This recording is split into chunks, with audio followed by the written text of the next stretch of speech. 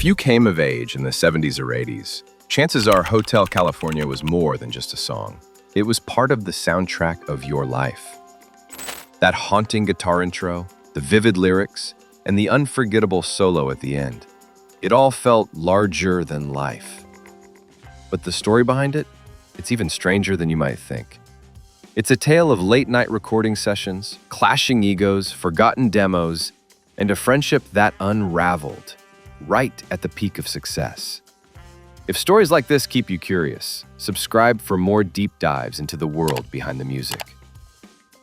By the time the Eagles started working on what would become Hotel California, the band was already evolving, musically and personally.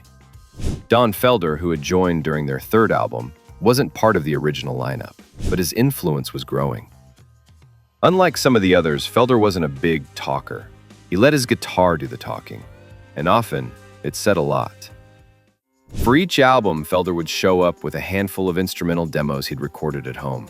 Most would end up on the cutting room floor, but one in particular caught their attention. It had this moody, Latin-inspired groove that stood apart from anything else they'd done. The working title? Mexican Reggae. There were no lyrics, no story, just a vibe. But it had potential, and Felder knew it. "I wanted to write something that would work with two guitars," he later said. "Something Joe and I could trade back and forth." This was no ordinary jam. It was cinematic, mysterious, bigger than any one moment. That one demo would go on to become Hotel California. But at this stage, no one had any idea what it would eventually mean, not just for the Eagles, but for rock history. With Felder's demo setting the tone, it was up to Don Henley and Glenn Frey to figure out what the song was actually about. And in true Eagles fashion, they didn't go for something simple. They went deep. By the mid-70s, the Eagles were drifting away from their early country rock sound and leaning harder into the slick, layered production that defined classic rock at the time. They wanted something more ambitious, something that matched the dark, cinematic feel of Felder's music. That's when the idea hit them. California. Welcome to the Hotel California. None of the band members were actually from California. They'd all moved there chasing the dream, like so many others. And what they found was both thrilling and unsettling. Los Angeles in the 70s was a place where dreams came true, and people lost themselves trying. That tension, the promise of paradise and the slow slide into something stranger, became the heart of Hotel California. Henley especially had a gift for painting scenes with just a few words. On a dark desert highway, cool wind in my hair, you could see it, feel it, smell it. His lyrics were like snapshots from a weird dream you couldn't quite shake. California wasn't just a place. It was a metaphor, a shining trap, a beautiful illusion. And Hotel California was their postcard home. If the music and lyrics of Hotel California created a feeling, the album cover sealed it. Shot just as the sun was setting over the Beverly Hills Hotel, the photo had this strange, dreamlike quality. It was a bit blurry, almost accidental, but that only made it better. It looked like something you'd see from a distance after driving too long, too far, and wondering if you were still awake. That vibe? Total accident. The photographer and his assistant took turns crouching down to use each other's backs as makeshift tripods while the light faded fast. It wasn't supposed to look so surreal, but it matched the music perfectly. The Beverly Hills Hotel wasn't thrilled when they saw themselves on the cover. They threatened to sue, but when the album sales started rolling in and the publicity didn't hurt their business, they backed off. In a way, the cover told the same story as the song. Glamour on the surface, something darker underneath. You'd think a song like Hotel California came together effortlessly. It didn't. Far from it. By the time the band was ready to record the final version, Felder had forgotten how to play his own demo. Seriously, the tape had been sitting around so long he had to call home and have someone play the original cassette over the phone so he could relearn it. Even then, the first full take didn't work. They laid down the basic track, but once Don Henley stepped in to sing, they realized the tempo was off. Everything had to be re-recorded from scratch, and then re-recorded again, because Henley's vocals sat better in a different key. That meant new guitar parts, new overdubs, everything. They moved recording from LA to Miami, mostly because their producer, Bill Szymczyk, didn't want to deal with earthquakes. But new city, new problems. Black Sabbath was recording in the studio next door, and the noise kept bleeding into the Eagles' sessions. Tensions were building.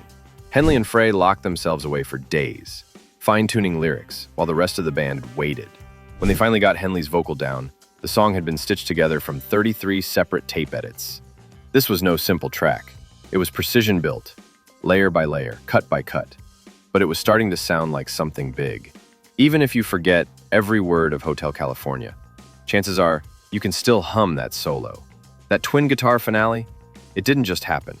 It was designed from the ground up to feature two lead guitars, Don Felder and Joe Walsh, trading licks, weaving in and out, until they met in perfect harmony. When Felder wrote the original demo, he had a vision, thoughtful. The incredible guitar stuff that Joe and I did at the very end of it, He said later. And that's exactly what they did. The two of them spent 8 hours in the studio, jamming, adjusting, and shaping that closing solo until it felt just right. If you listen closely, you'll hear subtle differences in tone, proof that it's not one guitarist layered over himself, but two players dancing around each other. It's not just technically impressive, it's emotionally powerful. It builds tension, releases it, and then lifts you right out of the song and into something almost spiritual. It's the kind of solo you remember decades later. To this day, that final minute of guitar work is held up as one of the greatest in rock history. Not just for what they played, but for how they played it, together. When the final mix of Hotel California was done, the band and the record executives sat down for a full playback of the album. As the now iconic title track played through the speakers, Don Henley turned around and said, "Yep, that's gonna be our single." Not everyone agreed. At over 6 minutes long, with no traditional chorus and a strange, moody story at its core, Hotel California didn't fit the mold of a hit single. The label pushed back hard. "You've got to do an edit," but the band stood firm. "Take it or leave it," they said. They didn't cut a second. That decision, it paid off. The song climbed the charts and became not just the biggest single from the album, but one of the biggest rock singles of all time. It defined the Eagles. It was the Eagles. It also became a radio staple, a campfire classic, the kind of song you hear once and never forget. Funny thing is, it almost didn't get that chance. Hotel California wasn't just a hit, it was a monster. The album went on to become the Eagles' best-selling release and one of the top-selling albums of all time. Critics praised it. Fans couldn't get enough. It was the kind of creative and commercial peak most bands only dream of. But peaks come with pressure. After the album's release in late 1976, the band put out one more studio album, The Long Run, in 1979. And by 1980, it was over. The Eagles broke up. The same song that had brought them together was now part of what pulled them apart. The three minds behind Hotel California, Don Henley, Glenn Frey, and Don Felder, were clashing. Creative tension had always been part of the mix, but now it turned into full-on conflict. Arguments behind the scenes became the norm. Resentment festered. They each went their separate ways. Henley found huge solo success in the 80s. Frey built a solid career too. Felder? He kept playing, stayed involved in music, but lived a quieter life. The magic they created on Hotel California was real, but keeping it alive, that proved impossible. 14 years after calling it quits, the Eagles shocked everyone with a reunion. It started as a one-off MTV special in 1994, but the response was overwhelming. Fans wanted more, so the band gave it to them. They went on tour, released the live album, Hell Freezes Over, a nod to Henley's old quote that they'd reunite when hell freezes over. But this new chapter wasn't like the old days. Back in the 70s, everything was split evenly, 5 members, 5 equal shares. But now Henley and Frey wanted more. As they saw it, they were the faces of the band, the ones who kept their careers going during the hiatus. "We're not doing it," they said, "unless we make more than the others." Felder didn't agree, he pushed back, but eventually, Henley and Frey gave him an ultimatum: sign the deal or you're out. He didn't sign. Felder was fired from the band he helped bring to the top. Lawsuits followed. Felder sued, the band countersued. He released a tell-all book. The bitterness was public now. The trio that created Hotel California, a song about a strange, seductive, and unsettling place, had become a reflection of their own creation, drawn in by the promise of greatness, but ultimately trapped by it. "I miss the friendship," Felder would later say. and I really miss the music.